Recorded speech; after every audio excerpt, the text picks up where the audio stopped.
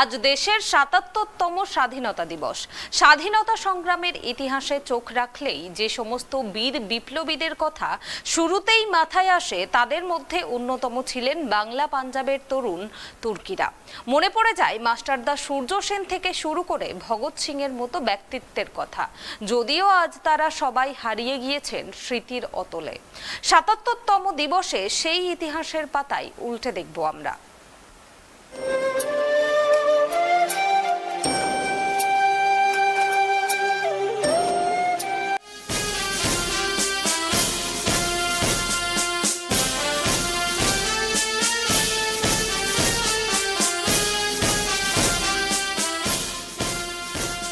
গান্ধীজি, নেতাজি সুভাষচন্দ্র বসু, ভগৎ সিংহ, ঝাঁসির রানী লক্ষ্মীবাই, মাতঙ্গিনী হাজরা, সর্দার বল্লভভাই প্যাটেল, জওহরলাল নেহেরু থেকে শুরু করে বাবা সাহেব আম্বেদকর, মৃত্যুঞ্জয় ক্ষুদিরাম এবং হাজারো হাজারো সাধারণ মানুষের সংঘবদ্ধ লড়াই এনেছে ভারতের স্বাধীনতা। আজকের এই দিনে ওই সমস্ত মহান বীরদের স্মরণ করার দিন। এবারে ৭৭তম ভারতের স্বাধীনতা দিবস, ১৯৪৭ থেকে ২০২৩।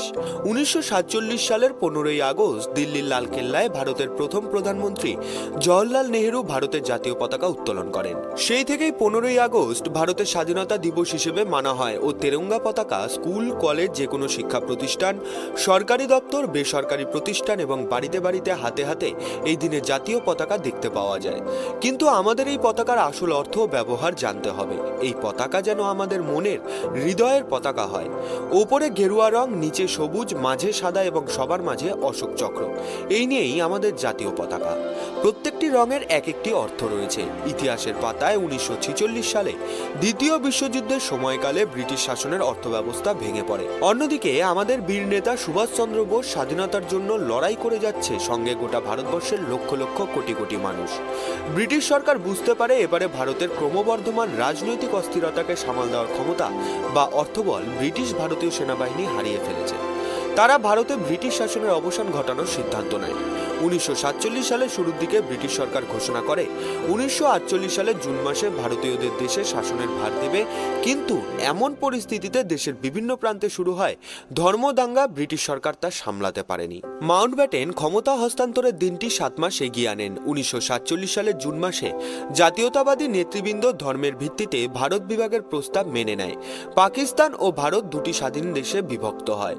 ভারতের প্রথম প্রধানমন্ত্রী হন জওহরলাল নেহেরু। ১৯৪৭ সালের 15ই আগস্ট দিল্লির লালকেল্লায় প্রধানমন্ত্রী জওহরলাল নেহেরু জাতীয় পতাকা উত্তোলন করেন। ভারতীয় সংবিধান সৃষ্টি হয়, যার ভিত্তিতেই আজও ভারত দাঁড়িয়ে। তাই ভারতকে জানতে হলে একদিকে স্বাধীনতা সংগ্রামের ইতিহাস আমাদের জানতে হবে এবং জানতে হবে সংবিধান, অন্যদিকে জানতে হবে ভারতের সংস্কৃতি ও ঐতিহ্যকে। ভারত আমাদের মাতা, আমরা ভারত মাতার সন্তান। মায়ের মতোই আমরা ভারতকে ভালোবাসবো ও এগিয়ে যাব। ট্রাইব টিভির পক্ষ থেকে ৭৭তম স্বাধীনতা দিবস উপলক্ষে বীর শহীদদের প্রতি রইল শ্রদ্ধার্ঘ্য, আর ভারতবাসীকে জানাই শুভেচ্ছা ও অভিনন্দন। Bureau report.